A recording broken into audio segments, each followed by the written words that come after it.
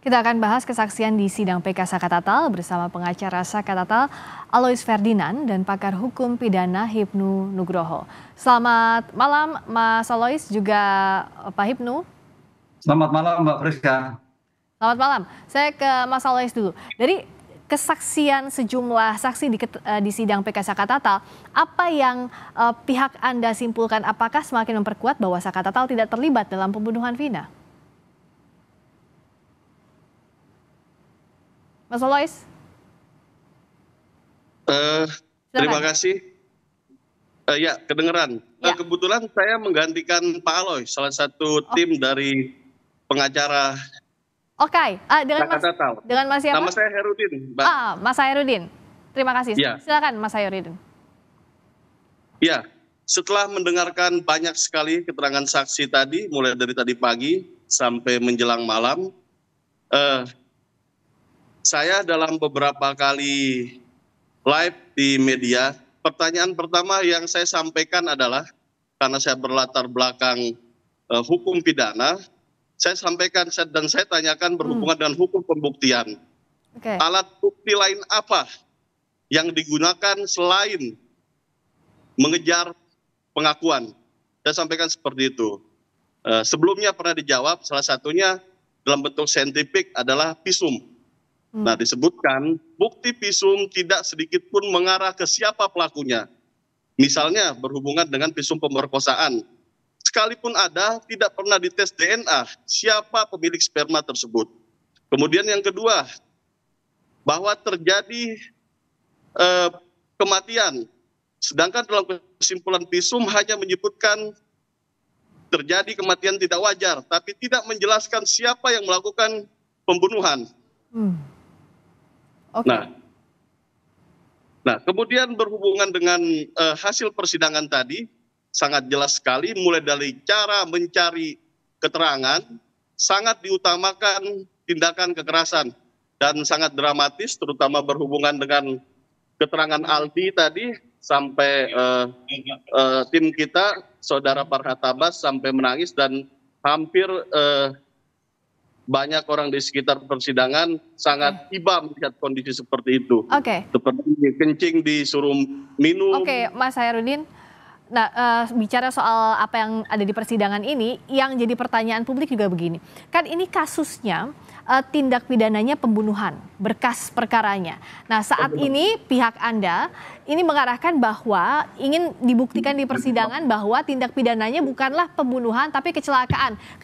Kenapa disimpulkan tindak pidana yang berbeda? Kenapa diajukan lagi perkara yang berbeda? Mohon maaf, Mbak, ini yang ditanyakan ke saya ya? Iya, Mas Hairudin. Oh iya. Ya, dari kejadian, hampir banyak saksi menjelaskan dan mengarahkan hal itu kepada tindak pidana kecelakaan. Karena misalnya dikatakan pembunuhan, ada sahabatan samurai, beberapa saksi tadi menjelaskan tidak pernah melihat ada trauma tajam di situ. Nah, hal itu kan menjadi menarik, karena ketika dicek kendaraan, posisi jatuhnya hampir sama dengan posisi memarnya. Seperti itu, Mbak. Oke, saya ke Prof. Hipnu. Prof. Hipnu, ada dua hal sebenarnya yang ada di pikiran saya. Pertama, apakah dengan tadi sejumlah saksi bilang ada tekanan yang diberikan untuk memberikan keterangan, ini bisa akhirnya jikalau memang terbukti itu ada intervensi, bisa membatalkan putusan hukum terhadap kasus ini, Prof. Hipnu? Iya, gini Mbak Friska, ini tampaknya persidangan ini ada dua perspektif ya. Iya. Perspektif pertama itu kan sebetulnya masalah terkait dengan peninjauan kembali. Iya. Peninjauan kembali terhadap Saka Tatal kan itu. Berarti Saka Tatal ada di tempat atau tidak, berperan atau tidak, mempunyai terkaitan tidak sebagai penyertaan atau tidak. Tapi tampaknya dalam persidangan bergeser pada suatu peristiwa itu peristiwa pidana atau bukan. Iya.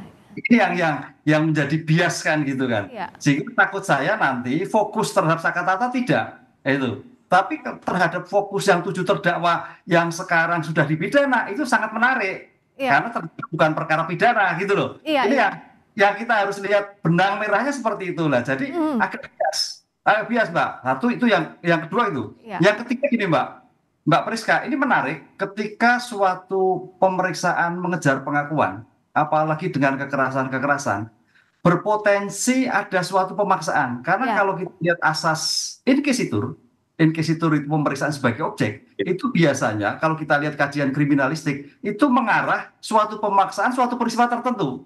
Nah, sekarang pertanyaannya, ini agak menarik, kita tidak pada masa perkaranya. Kalau pemaksaan kemudian kekerasan, berarti ada pemaksaan terhadap suatu perkara tertentu. Misalkan yang tadinya tadi kecelakaan diarahkan ke arah pembunuhan. Ini persis kalau kita melihat kasus-kasus yang terjadi pada kekerasan-kekerasan yang ada dalam rangka mencari pengakuan, tapi yang berbeda dengan arah yang terjadi. Ini yang menarik dari suatu kasus ini. Tapi kalau kita berbicara pada kasus yang pokoknya, ini kan bicara pokoknya berarti kan, tinggal bukti-bukti yang disampaikan tadi didukung dengan bukti-bukti saintifik yang lain. Itu dua dimensi berbeda, Mbak. Prof. Hipnu bantu juga untuk menjelaskan ke publik, karena dalam perspektif saya misalnya sebagai sarjana hukum, kan dalam tindak pidana ini kan harus jelas berkas perkaranya, meskipun misalnya secara material itu benar, tapi secara beracaranya pun harus benar. Jikalau ada bias dalam PK ini, semestinya seperti apa proses beracaranya agar dalam pembuktian ini tidak bias? Untuk membuktikan apa begitu, Prof. Hipnu? Disinilah kalau kita lihat kan ada pemohon termohon. Hakim sebagai wasit harus tegas. Ini yang diperiksa apa? Apakah perkara pokok awalnya? Apakah kedudukan sakatata? Tapi tampaknya hakim membiarkan ke sana kemari sehingga pokok perkara yang diajukan PK itu tidak tersentuh. Tapi adalah pada pokok perkara awal terhadap peristiwa pidana. Apakah peristiwa pidana pembunuhan? Apakah peristiwa pidana kecelakaan atau kecelakaan tunggal? Biasa di situ. Jadi hakimnya harus mengkat ini sebagai moderator dalam suatu persidangan. Nah, Mas Hairudin tadi untuk menjelaskan juga ini, sebenarnya fokus dari tim Anda apakah lebih ke membuktikan soal sakatatalnya atau pokok perkara awalnya seperti yang tadi disampaikan Prof. Hipnu? Apa yang ingin jadi fokus di persidangan ini? Ya, kami berprinsip dalam perkara ini tidak ada yang bias, Pak Hipnu. Ini dikarenakan jelas poin pertama, ketika dalam peristiwa kejadian yang dituduhkan tidak pernah sakatatal berada di lokasi. Nah, pertimbangan pertama adanya kecelakaan, kami dalam PK lebih sepakat adanya kecelakaan tunggal karena dibuktikan oleh saksi yang lain. Tapi fokus kami ingin menjelaskan bahwa tidak pernah ada peristiwa pembunuhan, apalagi pemerkosaan. Nah, memang tidak secara jelas disebutkan dalam persidangan, tapi dalam pertimbangan uraian kami sudah kami sampaikan. Memang fokus dari hakim dari tadi menjelaskan tentang nopum, mulai dari nopum foto nomor 1 sampai nomor 5, kemudian nopum keterangan saksi-saksi seperti Liga Akbar dan Liga Akbar dengan Liga Akbar dengan Ripaldi yang sangat dramatis yang kita saksikan tadi. Kalau secara ilmu pembuktian, mungkin sama saya dengan Bapak, secara alat bukti sangat lemah sekali. Satu alat bukti saja belum tentu bisa diterima, karena itu bentuknya pengakuan. Sesuai sekali dengan penjelasan dari Kapolri melalui Wakapolri, menjelaskan bahwa cara pengungkapan suatu peristiwa pidana tidak dilakukan dengan scientific crime investigation. Itu yang perlu diperhatikan. Nah, alat bukti yang bisa dipertanggungjawabkan secara saintifik untuk bisa diakui sebagai novum dari pihak Anda apa saja? Tidak ada, menurut kami tidak ada, termasuk visum. Karena tantangan pertama saya, setiap ada live di TV saya sampaikan alat bukti apa saja atau alat bukti apa selain mengejar keterangan saksi yang bisa dijadikan alat bukti. Disebutkan visum tidak relevan.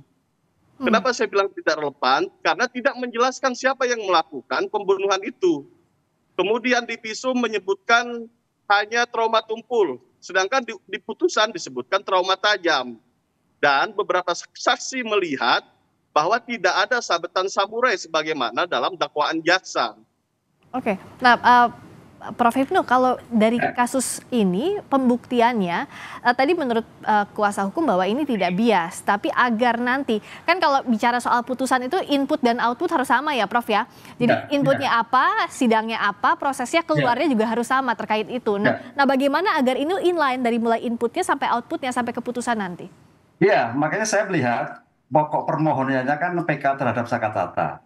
berarti kan melihat bagaimana peran Sakatata, kan itu kan. Sakatata itu berperan atau tidak, turut atau tidak, ada atau tidak. Itu fokusnya seperti itu kalau kita penelitian itu. Iya. Jadi tidak ke awal pokok perkara. Awal pokok perkara bagus, tapi tidak fokus pada Sakatatanya. Itu bagus semua karena memang sejak awal perkara ini kalau kita diskusikan mesti kembali ke awal, Mbak. Karena ke awal itu nggak jelas gitu. Iya, iya. Jadi apapun yang diskusi mesti ke awal. Tapi Pak, karena kita kemarin sudah acaranya sudah persidangannya PK, berarti pada subjek hukumnya apa? Sakatata. Bagaimana peran Sakatata? Di mana? Kena apa? Caranya apa? Apa yang terjadi? Itu yang fokus sebetulnya menurut saya. Prof, kita nggak bisa bicara seperti itu kalau objeknya atau Sakatatalnya sendiri tidak berada di lokasi, Prof. Iya. Gimana kita akan bicara seperti itu?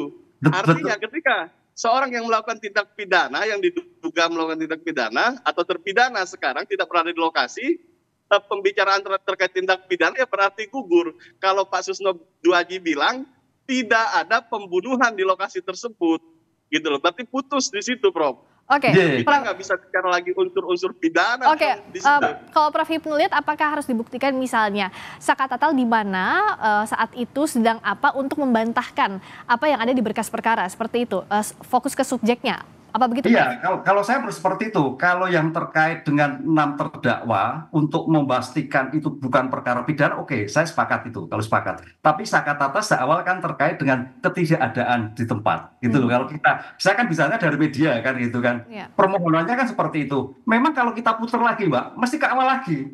Karena awal itu sudah. Karena awalnya sumir ya, tidak jelas juga awalnya. Iya. Duduknya ke sana gitu. Kalau semua larinya ke sana. Jika kalau ketika awalnya itu belum ada suatu kepastian apakah pembunuhan, apakah itu kembali ke sana lagi kalau kita berdebatan sampai akhir. Begitu Pak, menurut saya Pak. Nah, kalau dari Mas Hairudin, agar memang nanti di persidangan itu dibuktikan bahwa Sakatatal ini bukanlah subjek hukum yang patut dikenakan pidana, itu apa yang saat ini sedang diperjuangkan oleh pihak Anda? Ya, tadi dalam penjelasan ada saksi Jaka yang menjelaskan bahwa Sakatatal itu pergi ke bengkel. Walaupun dalam keterangannya tadi hakim ketika mensidangi perkara anak Sakatatal dibentak. Hakim waktu itu membentak anak Sakatatal dan mengatakan itu bohong, nggak mungkin bengkel buka malam-malam. Ini kan walaupun hakim yang menyampaikan adalah bentuk persangkaan tanpa didukung oleh bukti yang lain. Hal-hal seperti ini yang menjadi catatan kami yang kita jadikan saksi dalam persidangan tadi. Dan banyak bukti relevan yang menjelaskan bahwa anak Sakatatal tidak ada dalam peristiwa pidana tersebut. Oke, nah bukti bahwa Sakatatal tidak ada dalam peristiwa pidana 8 tahun lalu, apakah bukti-buktinya masih ada? Misalnya waktu itu Saka di mana, masih ada rekam jejaknya, adakah demikian Mas? Secara digital yang harus misalnya. Menjelaskan itu seharusnya polisi. Nah, dari awal memang banyak keanehan tentang tidak dibukanya CCTV, tidak dibukanya alat komunikasi, media sosial, tidak dilakukan tes sidik jari. Jadi soyakyahnya pihak kepolisian sudah mengakui hal itu bahwa tindakan yang mereka lakukan tidak sesuai dengan scientific crime investigation. Walaupun kita katakan oknum waktu itu. Artinya dengan lemah pembuktian ini, ya peristiwa pidana tetap kami simpulkan tidak ada. Nah Prof Hipnu, pintu masuk untuk membuktikan bahwa subjek hukum ini sebenarnya tidak terlibat dalam peristiwa pidana, atau apakah butuh dibuktikan bahwa tidak ada peristiwa pidananya, itu seperti apa novum yang bisa dijadikan ya bukti baru diakui sebagai novum? Ya, kalau saya melihat fokus tadi kepada PK Sakatata, fokusnya itu karena Sakatata itu anak yang tidak punya kemampuan bertanggung jawab, anak yang belum paham terjadi suatu peristiwa, anak yang belum tahu keadaan seperti apa yang terjadi ketika itu. Nah, kalau itu yang terjadi dipaksakan itu agak menarik. Berarti Sakatata memang orang yang tidak tahu. Kalau toh ada itu dia tahu apa-apa. Itu kunci saintifik terhadap Sakatata. Karena waktu itu kan anak di bawah umur. Posisi sebagai anak itu ya Prof ya, pintu masuknya. Saya melihatnya seperti itu. Kalau kita analisis secara tepatnya, anak ini belum tahu apa-apa. Kok sampai di sana? Apakah sampai di sana? Kan itu Mbak. Nah, itu saya kira menarik untuk bisa lepas Sakatata. Jadi bukan pokok perkara, tapi Sakatata itu posisinya seperti apa? Sebagai subjek hukum karena sebagai anak di bawah umur. Gitu. Berikutnya kalau dari... Yang menarik. Ya, silakan. Kalau selaku anak yang menarik, karena ini mungkin belum diungkapkan. Tidak pernah dilakukan diversi dalam rangka restoratif justice. Penjelasan daripada jaksa menyampaikan ancaman hukuman di atas 7 tahun ke atas tidak ada restoratif justice ataupun diversi. Nah, saya sampaikan di situ, walaupun nggak saya sampaikan di depan media, saya sampaikan di sini bahwa ada kata dan di situ. Dan bukan pengulangan tindak pidana, bukan residip. Artinya itu bentuk akumulatif. Jadi seharusnya wajib dilakukan diversi atas dasar Undang-Undang Sistem Peradilan Anak dan SEMA yang berhubungan dengan diversi ataupun Undang-Undang Perlindungan Anak. Nah, ini tidak dilakukan. Oke, Prof. Hipnu, semestinya ini diangkat ke persidangan? Ya, itu peran penting. Makanya sejak awal kemarin saya katakan, berbicara anak itu bicara subjek, bicara proses. Bicara proses. Kalau sampai diketahui prosesnya itu sampai tidak dilakukan, berarti ada suatu kesalahan, bisa batal. Gitu loh. Ini yang menarik. Anak itu harus bagaimana meletakkan sebagai orang yang jangan sampai trauma ke depan. Gitu, Pak. Makanya hukumannya pun 8 tahun kan, nggak sampai seperti yang lain. Karena anak itu tidak ada pidana mati, tidak ada seumur hidup. Karena berpikir 13 itu maksimal, karena bisa berkembang kehidupannya seperti nanti setelah keluar gitu. Oleh karena itu cara penyelesaian tadi misalkan diversi kenapa tidak dilakukan, itu poin penting, Mbak. Itu nilai yang strategis itu. Bagaimana subjek hukumnya ketika itu sih kata-kata. Itu keren itu kalau itu. Tapi bukan yang lain lah. Ini bisa poin membebaskan kata-kata kalau sudah masuk seperti itu. Jadi Prof. Hipnu mintanya adalah kalaupun ini yang dikejarnya untuk membebaskan status narapidana meskipun sekarang sudah mantan narapidana, jadi membersihkan nama Saka Tatal semestinya itu yang dikejar ya Prof ya? Menurut saya seperti itu Mbak Prisya. Oke, Pak Hairudin terakhir saja apa yang disiapkan untuk memperkuat bukti bahwa Saka Tatal tidak terlibat? Artinya apa bukti yang menunjang untuk di persidangan yang akan dihadirkan berikutnya? Untuk berikutnya kita sudah menghadirkan ahli karena pesan dari Prof. Hipnu, saksi atau ahli anak pun kita hadirkan. Ahli berhubungan dengan manajemen penyidikan, Bapak Susno Duaji, Ugroseno kita hadirkan. Berhubungan dengan ahli hukum pidana Pak Muzakir kita hadirkan. Berhubungan dengan psikologi forensik Indra Giri kita hadirkan. Ya mudah-mudahan dapat memberi petunjuk untuk semakin terangnya ada atau tidak peristiwa pembunuhan ataupun pemerkosaan ini. Baik. Demikian. Nanti kita akan lihat berikutnya adalah masih dalam PK Saka Tatal untuk membuktikan apakah terlibat atau tidaknya Saka Tatal.